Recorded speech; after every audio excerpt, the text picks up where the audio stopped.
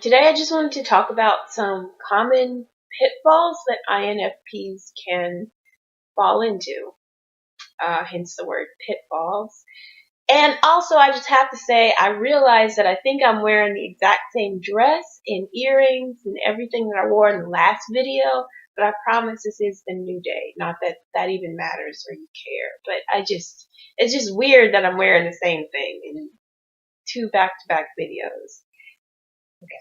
But anyways, yeah, so, you know, INFPs, we are really, really great. Like, I think we're really interesting and unique from, a lot of other people. But everyone's unique. I'm rambling. Sorry. Let me get to the point. Um, okay. In our uniqueness, though, sometimes it is hard for us to fit in.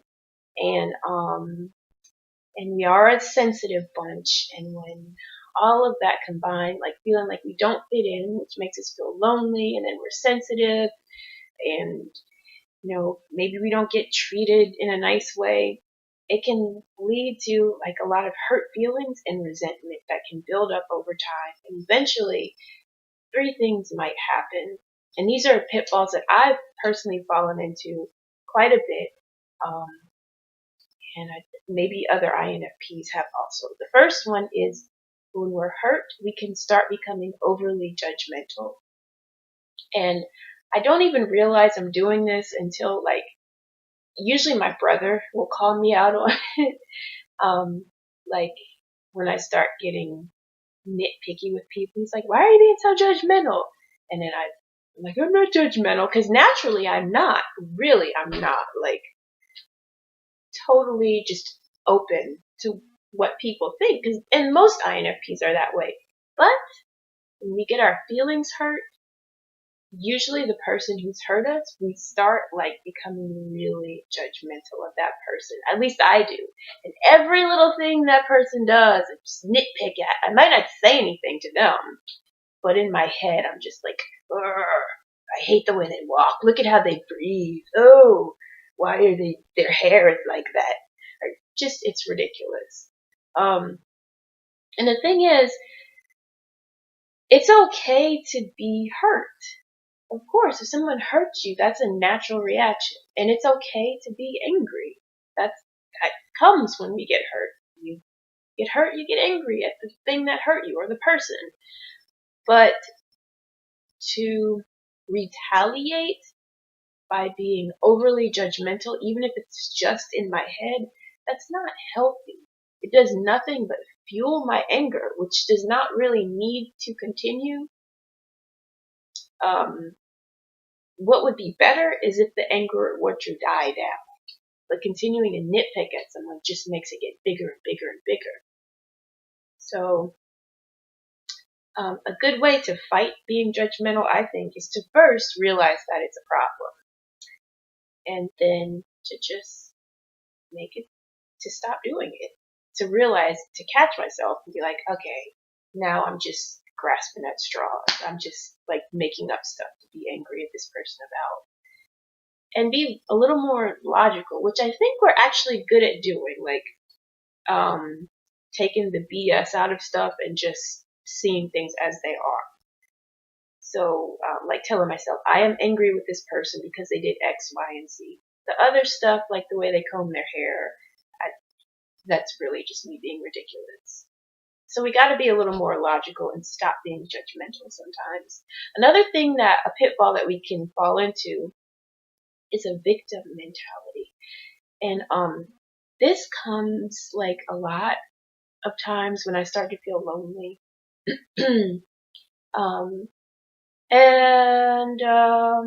I noticed like a couple of other INFPs who I've met,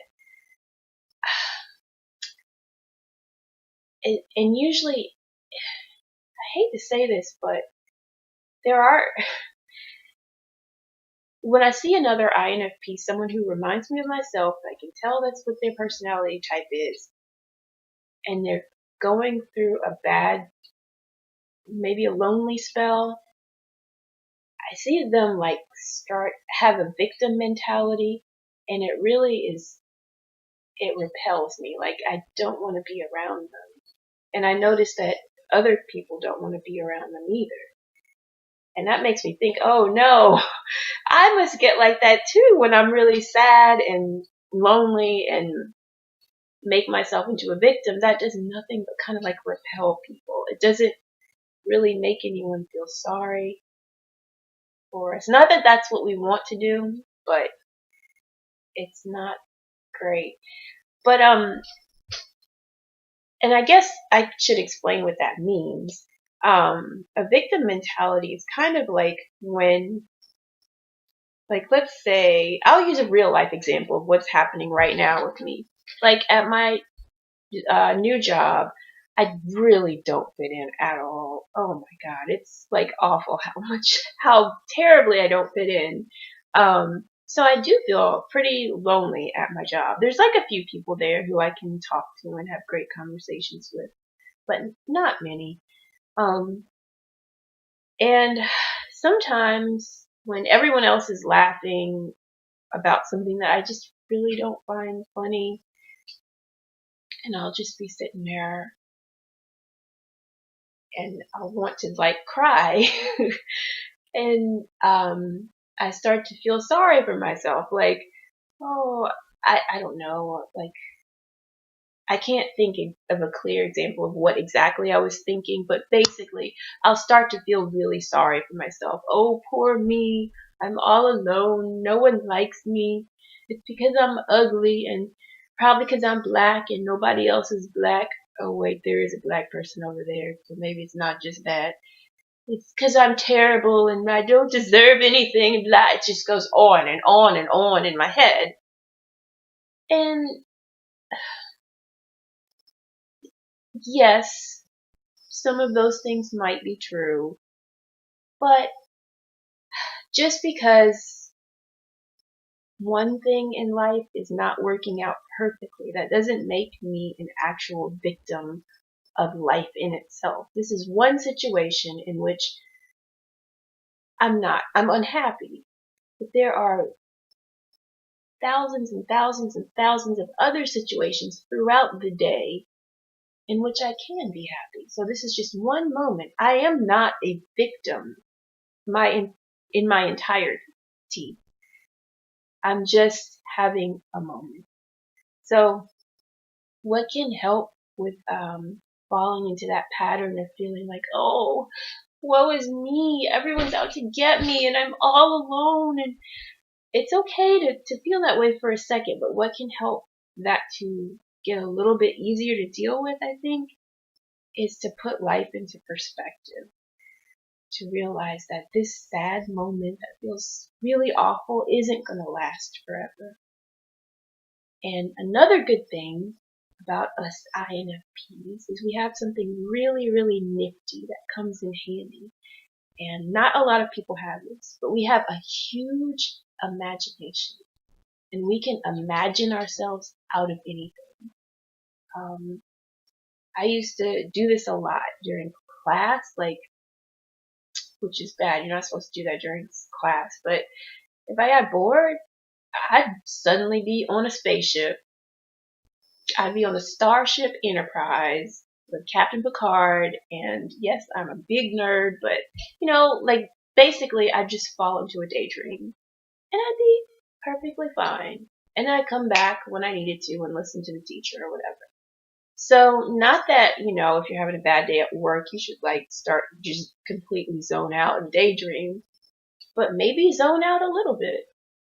If that's what it takes, we can let our imagination take over, and that'll make us happy. Even, like, what helps me sometimes is putting on music. If you can do that at work, just listen to a little bit of music, because we're really receptive to that usually. And let the imagination do what it does and pull us out of our dark place and bring us back into the light. And that's another cool thing about us is that because our emotions are so big and they're so like present all the time, like the full range of emotions is there and present and ready to be like used in an INFP usually. So when someone hurts us, we get angry like really fast, usually. But then, like 5 minutes later, if someone says something really funny, we're like dying laughing because that's the way our emotions usually work. They're they're very much present. So that means, like I said earlier, one moment of really, really, really deep sadness is only going to last for a moment, especially with us, because that's the way we are. 5 minutes later, we'll probably be just joyously happy, hopefully. Um, the third and final pitfall that I wanted to mention that we can tend to fall into is giving up in an effort to communicate um, with people who care about us. And I'm very guilty of this. Like I have a couple of, well, I guess since I mentioned my brother, I can mention this again. Sometimes when we feel a little bit maybe neglected or hurt, I guess in some way, we'll react because we love the person so much. We don't want to react in anger. So our first instinct is to just withdraw because we don't want to hurt them the way that we feel hurt. And so that is what I do, like with my brother sometimes when he does something or says something that really hurts my feelings. And I love him to death. He's like my favorite person on this planet. I won't call him. I won't talk to him for a while. And then like 3 months later, I'll completely forget why I was even upset with him and everything's fine. But for that bit of time, I don't talk to him at all. And fortunately, my brother is he doesn't even notice stuff like that. So he'll be like, "What? You didn't call me for 3 months? I didn't even know." But a lot of other people, like with my friends, especially female friends, they will notice. Like they'll notice when I don't call them or talk to them and start withdrawing, and they'll ask me what's wrong. And sometimes I tell them, sometimes I won't. But withdrawing and refusing to communicate with someone who cares about us, that's cruel. Unless they don't notice, like my brother. But that is cruel when they do notice, because I wouldn't like that if someone did that to me. Although I understand why we do it, because like I said, usually it's because we don't know how to deal with our feelings, and we also don't want to hurt them by dumping all of our emotions on them or making them feel bad. But one of my best friends, her mom has this little saying that you can say anything to anyone as long as you say it the right way. And I believe that's very true. So sometimes the healthiest thing to do is to sit down with someone who we know loves us. You know there's love there. Sit down with them, and if they've hurt you, just let them know that they hurt you. But say it in a way that isn't going to make them feel terrible. And that takes time to think about. But one thing that we love to do is sit and think. So surely that's something that we can do if that person is worth it. And if we love them, then it is worth it. So yeah, those are just some pitfalls that I've fallen into due to my extreme introverted, daydreamy, and whatever else nature. My INFPness is. I just said INFPness, and that sounded really weird. Yeah, but those pitfalls are being overly judgmental, having a victim mentality, and giving up in efforts to communicate with people who love us. So, yeah, hopefully you won't fall into those. And if you do, it's okay. Everybody has quirks that are not the best. And we just all kind of have to keep working on ourselves and trying to be the best version of ourselves that we can be. Okay. And what are some other pitfalls that I didn't mention? If you can think of any, please put them in the comments and maybe talk about too, like how you've gotten through them, because that'll be helpful to others and to me too. Alright, thank you for watching, and that's all, I guess. Thanks. Bye.